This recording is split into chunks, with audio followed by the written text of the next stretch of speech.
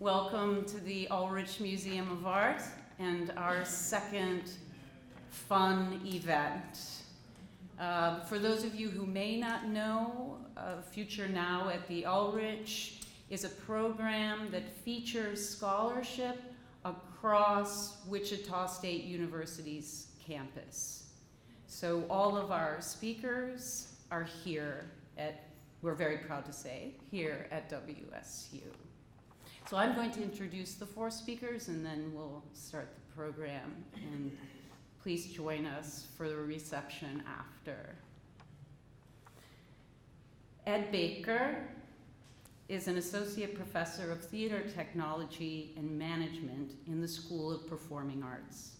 He serves the school by heading up the stage management certificate in the theater program and as the technical director for School of Performing Arts productions. His research topic is intersection of art, creativity, and innovation. And the title of his presentation is Courage and Connection, the Power of Story. Dr. Laila is an assistant professor in the Department of Industrial and Manufacturing Engineering. Her research focuses on the use of analytics and mathematical modeling techniques to support complex operations involving human behavior. Her research topic is complex work systems, and her presentation title is Understanding Contemporary Work Systems for Fair Design and Robust Operation. Caleb Gimar is currently a graduate student in the physics program. His current research focuses on computer simulations of subatomic particle detection technologies for a future space mission to study the solar interior. His research topic is the development of space-based detection technologies for neutrino astrophysics, particularly applied to studies of nuclear fusion in the sun's core. The title of his presentation is Looking into the Heart of the Sun, a Space Mission Concept. Brittany Lockard is an assistant professor of art history and creative industries. Her research topic is body diversity, identity politics, and food. Her presentation title is Trigger Warning, Vomit. Ed, come on up. And you know. Push that button when I'm ready to talk? That's right. Okay. Thanks. So I don't have to talk until I push that button? Okay.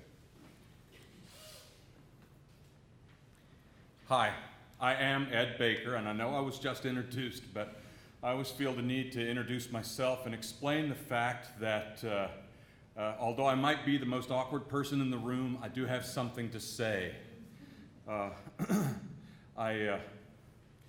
Is this, I think I pressed the wrong button.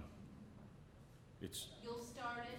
Oh, there it is. Look, now I can start talking all over again. So here's what I'm going to do. I'm going to try to be brave today, and although I am awkward, as you now know, I'm going to try to share some stuff with you, okay? Now, I thought I wanted to come out here and tell some big, audacious story about the way that the world works and how you fit into it and the way that you can change the way that you think about those things. But then I realized that that would be a story about my power and not about the power of story. So this is going to be a smaller, more personal story. My mother-in-law, Rita, was a history keeper and a storyteller for a huge farming family out in eastern Kansas. And over the last few years, she began to have trouble walking, lost most of her hearing, and had some cognitive blips sometimes. Then, late last summer, she got very confused. She went into hospice and she died shortly before Thanksgiving. But that's not the story I'm here to tell you. I'm here to tell you about Rita and Woody, my father-in-law. They went to church every Sunday, then to a Chinese buffet, then to a grocery store on Mondays, and the gym on Tuesdays and Fridays, and a little bar and grill for a burger and a red beer on Thursdays. I mean, they really got around. And after Rita passed, my wife and I began to spend a little more time with Woody. And everywhere we went, people would come up to us and say, "Oh, we haven't seen your wife for a while. Hope everything's okay." And we would, among the three of us, get that story told about the last few months and how she was no longer suffering or confused, and how the funeral was lovely, and it was so nice that so many old friends came out to celebrate her life. And this is when the real story gets told, my friends. People on sidewalks, in restaurants, in grocery stores, theaters, everywhere we went, people would come up. Those friends, acquaintances, waiters, strangers would listen to the sad tale and show genuine sorrow. Their breath would shorten, they would tear up, their mouths would go dry, and they would tell us the story of how Rita and Woody were their inspiration to love. The restaurant owner saw their love and caring as a way that he wanted to live his life with his work family. A lady said that the way that he walked her up to the buffet, got her plate, and helped her eat was her weekly dose of humanity. And the gym trainer said that other couples started to hold hands and walk together like Woody and Rita around the track. Then one Sunday at lunch, a stranger came up to our table, asked after the family, and hearing the tale, said that Woody and Rita had inspired her to a better way of living with the people around her in love. And after she left, Woody looked across the table. He said, "I don't know her." And my wife said, "Daddy, she clearly knows you." And that was when I realized that we will never know all of the roles that we play in other people's stories. We can't, because you see, we're so busy living our lives and our stories that we can't see the way we affect the world. Our stories are just too damn big for us to fully perceive their impact on humanity. Storytelling, you see, has been with us for 40,000 years, since that first person put their hand on the cave wall and spat that red pigment and said, I am here. Story has been with us, and story has stayed with us. We have, as a species, moved from creating a handprint on a wall to creating images of our own brains inside of our skulls, doing their incredible work. And here's just a little bit about what we've learned from those images of our brains. When we're exposed to data, we get a list of events, say. There are two little areas of our brain that are fired off, and they create a memory. But when we're told a story, that's a series of events that affect us and that reflect our humanity. Oh man, our brains fire like crazy. There are 6 or 7 different parts of our brains, all doing this synaptic dance of fire, creating links among the 5 senses and everything that we have ever known and everything that we have ever experienced, including complex language processing and comprehension. See, a list of things, that's mere data. A series of things occurring across time is a narrative that affects us and reflects humanity and the human condition. Friends, that's story. And in firing all those parts of the brains, the stories, they build an environment for creativity and change within us and without. So the connections being made in our brains, those lead us to connect thoughts and ideas that we already have in there. So a story about a person in a wheelchair having trouble navigating the real world around them, the built world, that might lead us to stop thinking so much about wheels and maybe think about bionic legs. Or the story of Eddie Balchowski losing his right hand in the Spanish Civil War might lead us to stop thinking so much about how we interact with instruments and more about how we can create a world where people can appreciate and create art without hands, maybe without legs, without hearing, without vision. And maybe hearing the story of an elderly couple who touched so many people in their lives without even knowing that they were touching them. Maybe that can help us to remember that we all have the power to change the world, for better or for worse. So I say, why don't we just go ahead and make it better, right? Through our research, through our art, through our daily activities, tell our best stories and move humanity forward. You see, I want to know all of your stories, and I want to thank you for listening to mine.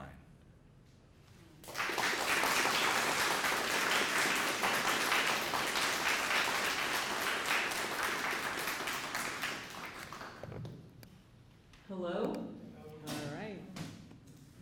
Space bar, not the down button. Okay. Ready? Set? Okay, so like she said, I'm in the industrial engineering department, and industrial engineers, for those of you who don't know, we focus on the study of systems in general. My research focuses on the worker component of the system and how the system affects the worker, and then how the worker contributes to the system, the performance of the system as a whole. So in this presentation, I will start telling you what we mean by work, which is probably what you think it is. Then I'll give you a general overview of how we do work analysis, and then I'll give you an example of a study where we evaluated the expectations of a work system, and then I'll close with some ideas for research that I have right now, or the kind of research I do.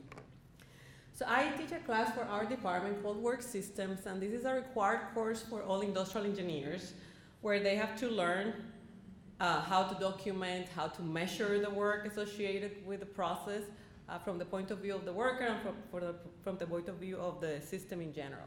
So we learn about work measurement techniques and work representation techniques. So work is an activity where somebody exerts some kind of an effort, can be mental or physical, and it depends on the system, but it's work because it has value and somebody's willing to pay for it or for a product that is derived from it.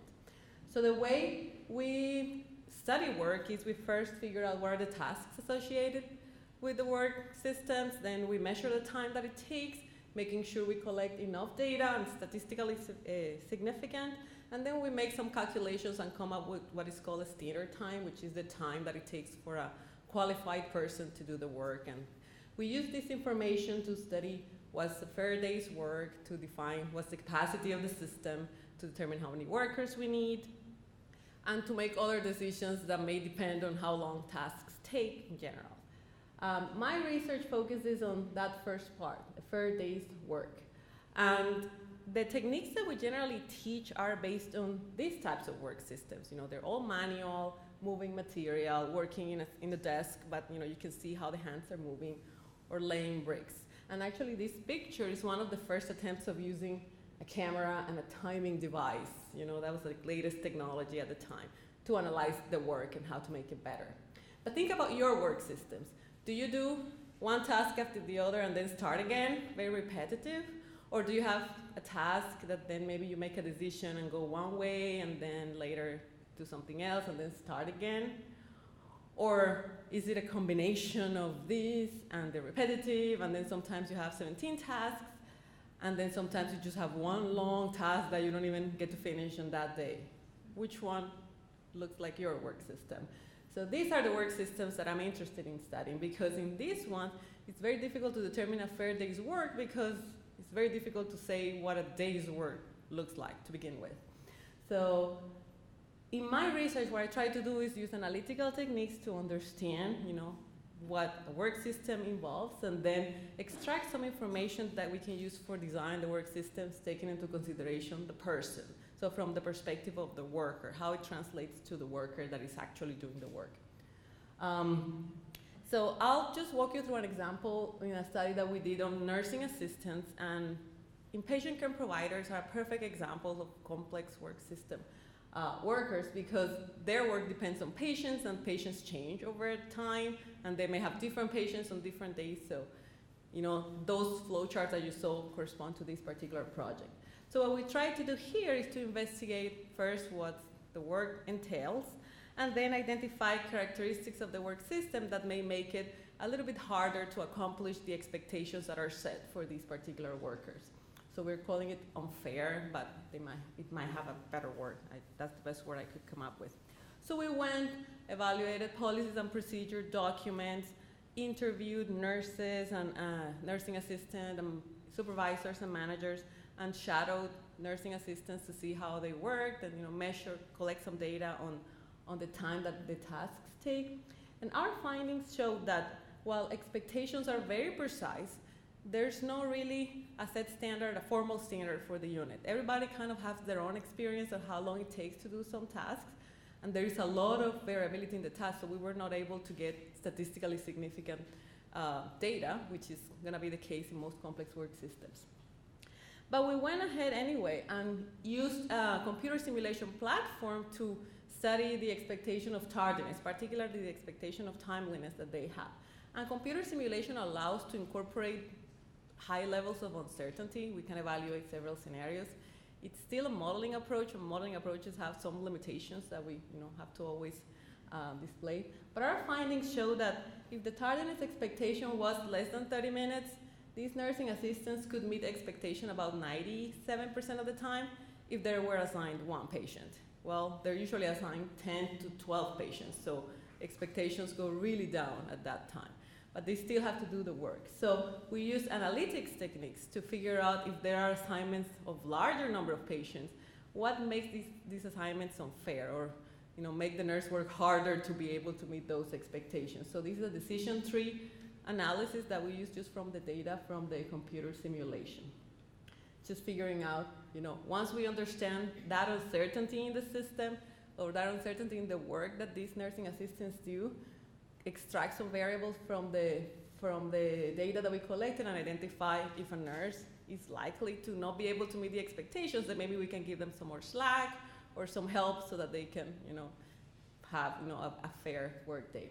So in general, the research I like to do is at the application level, analyze different types of complex systems, and they're all different, so they require different modeling approaches, and hopefully we'll get to study the EMS. I'm in conversations with EMS right now, and I'm excited about studying their work systems. And at the fundamental level, what I'm trying to do is figuring out if we can come up with generalizable classes of work so that we can decompose any work system and study them without having to build a very specific simulation model for each one of them. So we have generalizable results that we can extract that information and make it useful for decision makers. That's it. Thank you for listening to me.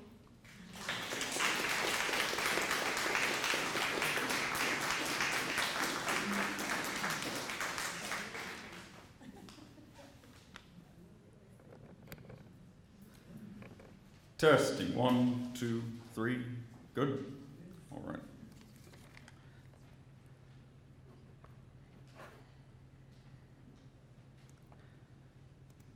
So my presentation is entitled Looking into the Heart of the Sun, a Space Mission Concept.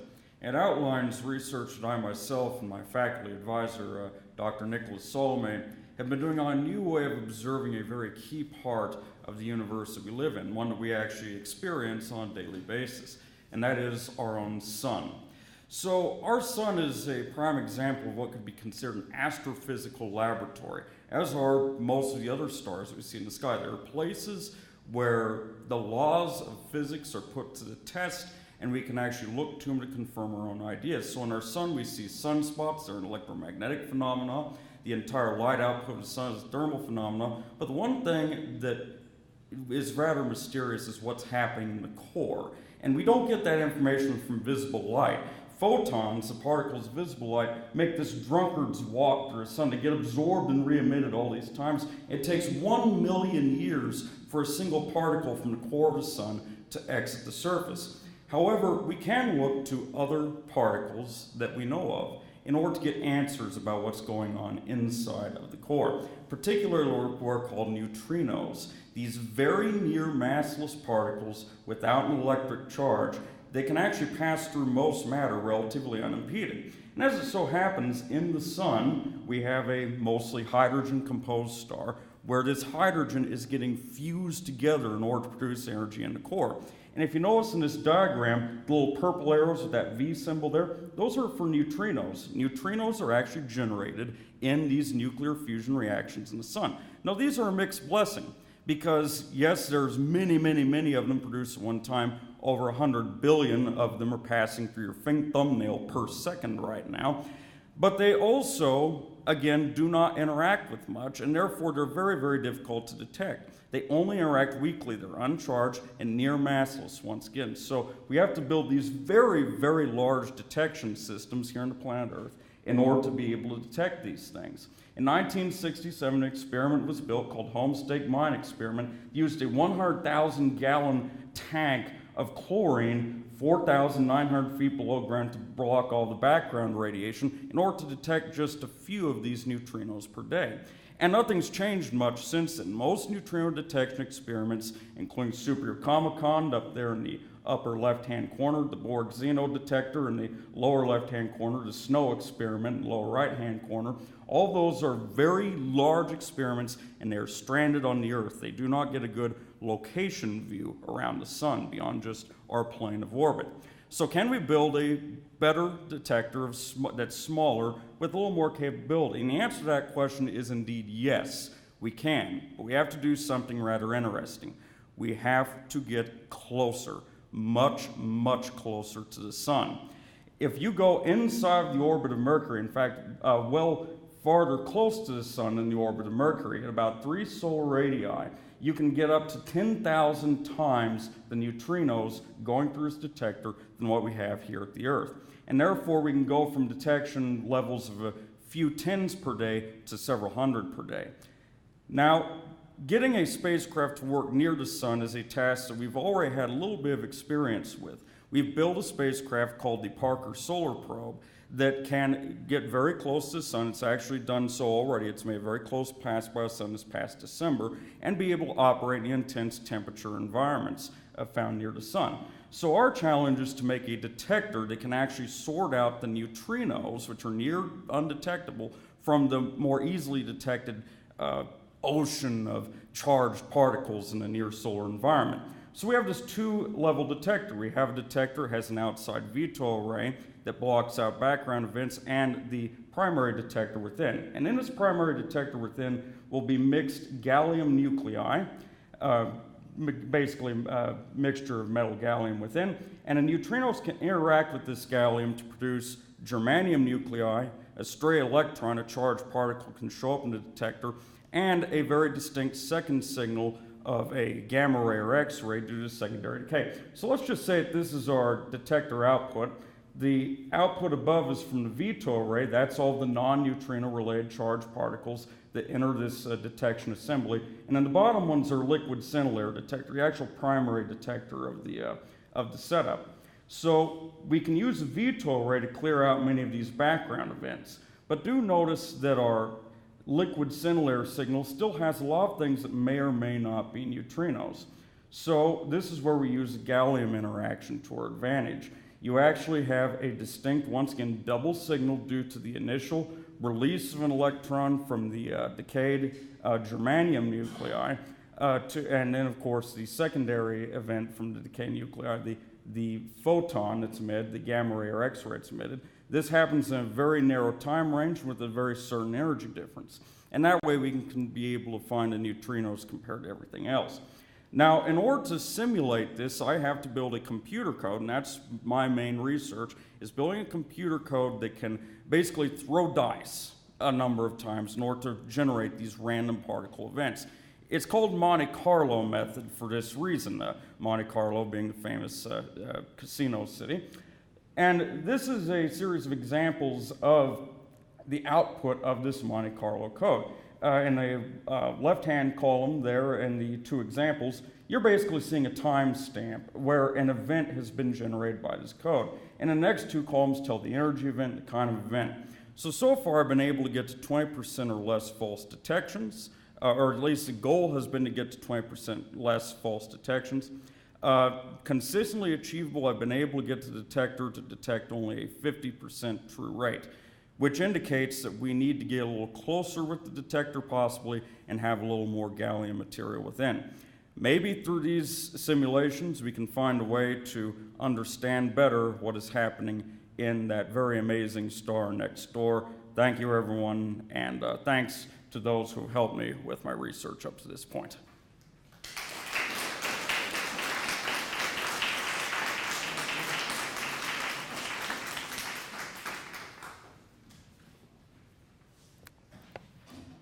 Can you hear me?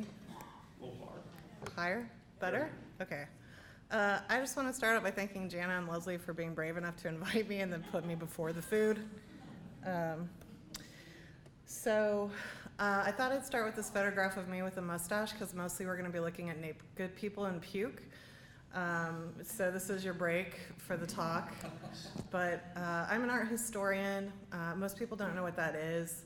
What that is I look at visual images mainly, and I started with fat people and thought about the way that images of them revealed how we look at fat people, how we think about them, how we talk about them, and then sort of elaborated on those ideas visually.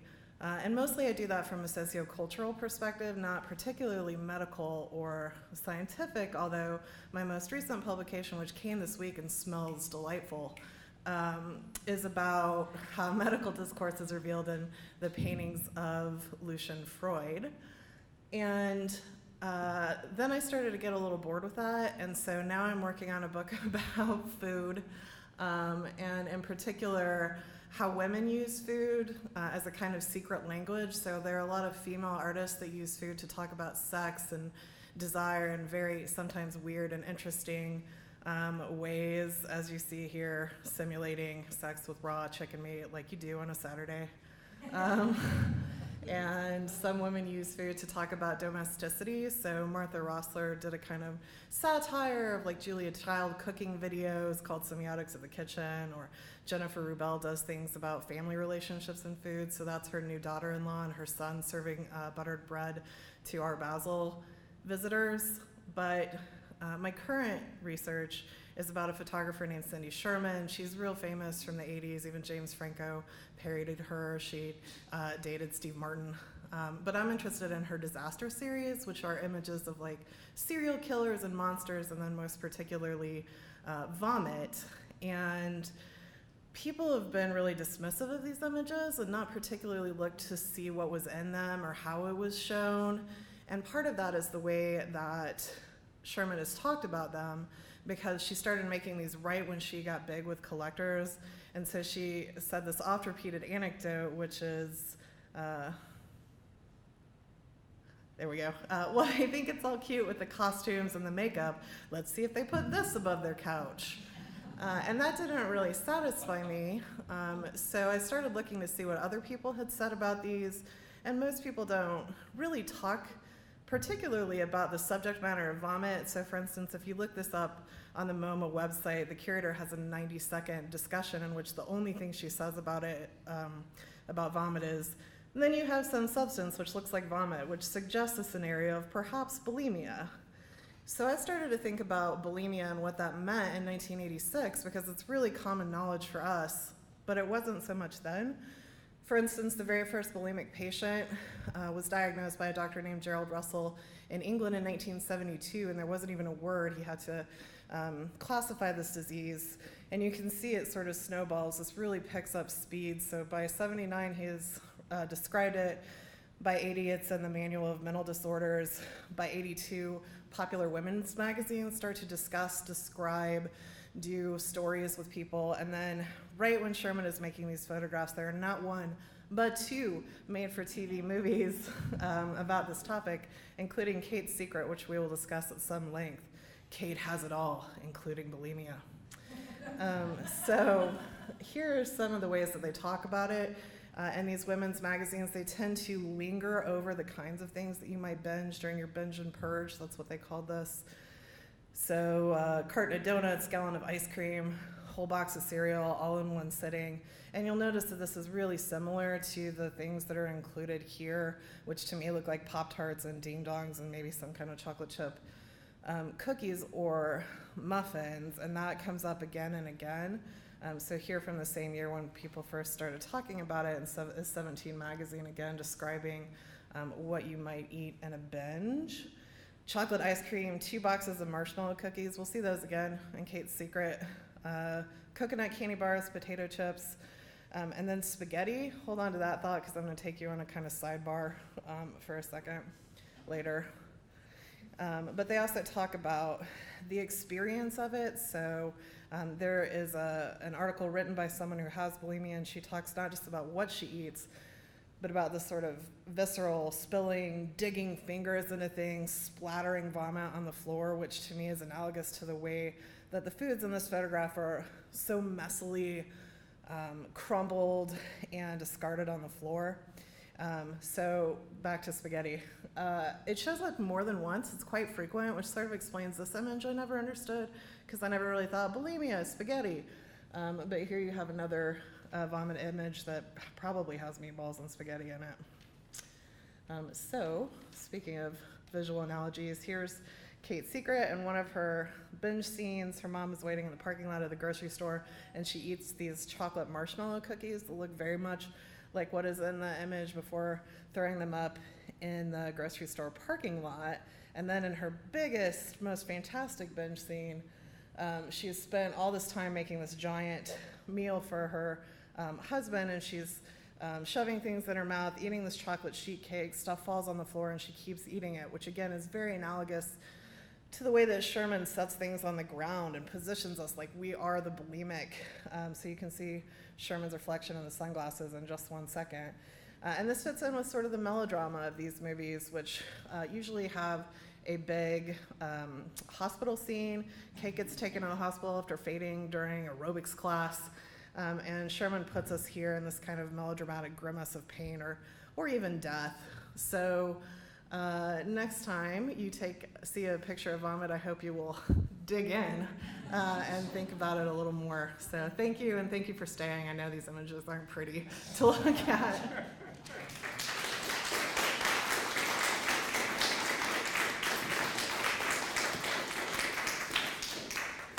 Wow, fantastic. Thanks so much to all of you. And if anyone has questions, we can do that now. Does anybody have any questions for our presenters? I have a question for Dr. Lockard. Please. So you mentioned Cindy Sherman. For students or myself who's also interested in this line of discussion, are there other artists that you recommend whose works display or talk about vomit and food and eating? Not so much during Sherman's time, but now a lot of people are. And I would say even sort of more indirectly, there are a lot of people that make landscapes that sort of purge foods that to me are also about eating disorders and the way that we sort of moralize food. But I mean, I didn't say this, but Sherman also suffered from an eating disorder around this time, so I think hers is more directly reflective of life experience as well. That's a great question. Yes, Lee. Did anybody buy that? I mean, her comment about the speed of the lectures and put it above their house. Oh, no, it's really hard to find it. It's really hard to find a copy of that image. I had to go all the way to the even though her dealer doesn't even have them. Just not. And they're not at the Rose Museum. Yeah. Did bulimia exist before there was a word for it? That is a question that people argue about. I wasn't there, so I don't know, but I will say that the man who first described it now regrets doing that because you can see it spread, like as soon as people hear about it, they're like, what a great idea! And then it kind of spreads like an epidemic. The Romans had vomitoriums, but that was just so they could eat more Yes. once they purged what they already enjoyed, go back to the table. Although they also were worried about staying in trend because the Etruscans that they conquered had weight loss surgery, so that didn't happen as well. Anyone else? Let's go eat. I know. So what comes next is please join us downstairs for a reception. And I want to thank Jana Durfee, our head of education, for putting this program together. Thank you so much.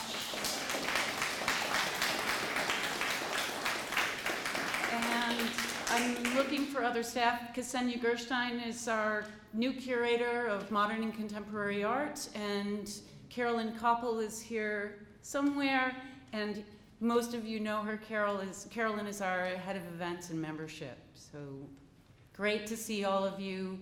Thanks for being here, and we'll see you downstairs. All right.